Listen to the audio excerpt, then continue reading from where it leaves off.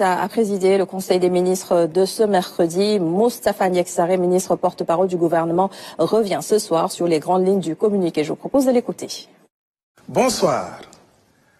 En ouverture, le président de la République, son Excellence M. Bassirou Diomaye Diakhar Faye, a adressé ses vives félicitations à la communauté catholique à l'occasion de l'élection du nouveau souverain pontife, le pape Léon XIV.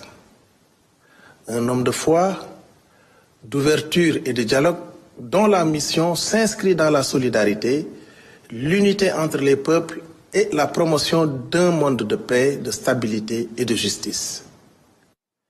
Dans le même sillage, le gouvernement est mobilisé pour assurer le succès du 137e pèlerinage marial de Popenguine les 7, 8 et 9 juin 2025 avec toutes les mesures nécessaires à son bon déroulement.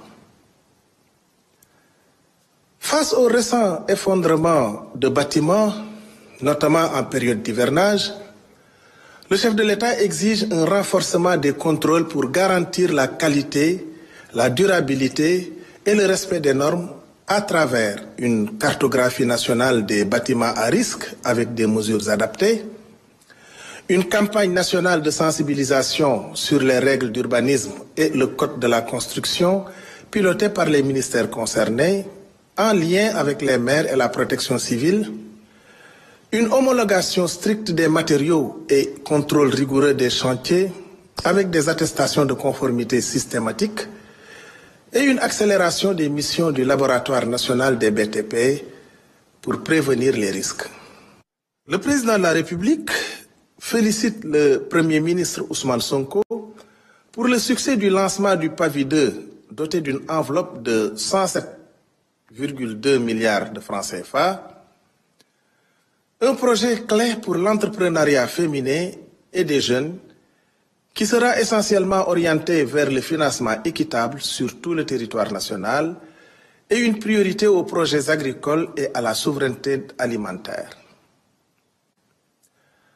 Le Sénégal, désormais pays producteur de pétrole et de gaz, veille à une gouvernance exemplaire du secteur. Le chef de l'État demande au Premier ministre d'assurer une gouvernance optimale dans le but de respecter les contrats avec les partenaires, de développer le contenu local et les champions nationaux, d'auditer les fonds de stabilisation et intergénérationnels gérés par le Fonds 6 et de tenir la première réunion sous son magistère du COS-Petrogaz avant fin juillet 2025. L'enseignement des langues nationales est un pilier de la souveraineté. Conformément à la Constitution, le président de la République rappelle l'importance de l'alphabétisation en langue nationale à travers l'évaluation des politiques en cours, la promotion de leur usage dans tous les secteurs et les assises nationales des daara lancées pour une meilleure intégration éducative et économique. Dans le cadre de la coopération économique, le chef de l'État a pris part à l'Africa CO Forum d'Abidjan. Il a rencontré des investisseurs internationaux engagés et prêts à venir investir au Sénégal dans des partenariats win-win dans le cadre de la vision Sénégal 2050. Le Premier ministre, quant à lui, a tenu à rappeler le rôle central des entreprises parapubliques dans notre économie nationale, notamment en matière de compétitivité et de création d'emplois. Cependant, il a pointé du doigt les difficultés majeures auxquelles certaines d'entre elles sont confrontées en raison de problèmes de gouvernance et de choix stratégiques inadaptés qui ont compromis leur performance.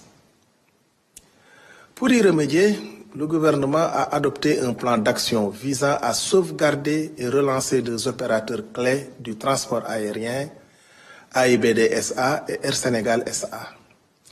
Ces mesures issues du Conseil interministériel du 3 avril 2025 seront rigoureusement suivies par les ministères concernés pour garantir une gestion efficace de ce plan de sortie de crise.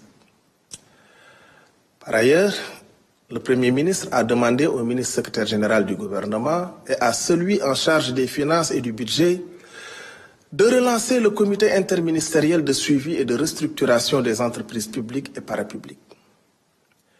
Il a également insisté sur la mise en place rapide du fonds de relance dédié à la restructuration de ces sociétés.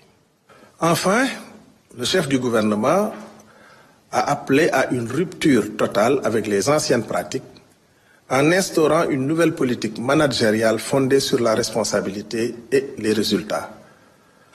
Sur la modernisation de l'administration publique, le Premier ministre a souligné qu'elle est un levier essentiel pour concrétiser la vision Sénégal 2050 portée par l'agenda national de transformation. Pour y parvenir, plusieurs actions seront menées, notamment l'accélération de la digitalisation et l'optimisation des procédures administratives, la professionnalisation des ressources humaines, en particulier des gestionnaires et managers publics, et le renforcement des capacités en matière de conduite, du changement d'efficacité administrative et d'éthique professionnelle. Je vous remercie pour votre aimable attention et vous souhaite une excellente soirée.